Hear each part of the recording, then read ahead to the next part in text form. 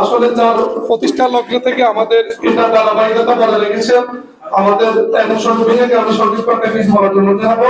তারপরে আমাদের হাফেজ হুজুরকে বলবো সবার জন্য একটু দোয়া করবেন। আমাদের ইউথের যে সকল সদস্য আছে, বিশেষ করে বুলবুল ভাই, সরওয়ার ভাই, যারা বাইরে আছে, যারা আমাদেরকে বিভিন্নভাবে সহযোগিতা করেছেন, সবাই বাবা ভাইয়ের জন্য সবার জন্য দোয়া করবেন। ধন্যবাদ।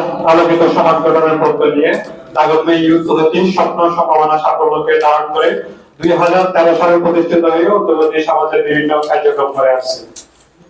দাগনমে ইউথ সোসাইটি এটি প্রতি বছরের ন্যায় একটি চলমান কার্যক্রমের একটি অংশ।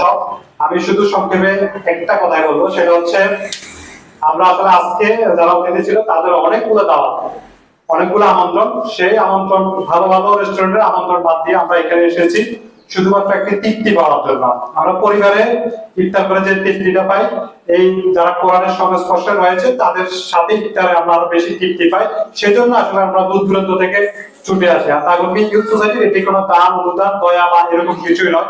এটি শুধুমাত্র আমাদের ভালো লাগার জন্য আমরা তাদের পাশে এসেছি এবং অসংখ্য যারা অতিথি আমাদের এই ডাকে সাড়া দিয়ে আজকের আয়োজনকে সফল করেছেন। আমি সকলের নিকট কৃতজ্ঞতা জানিয়ে আমি আমার বক্তব্য শেষ করছি। আসসালামু আলাইকুম। ধন্যবাদ।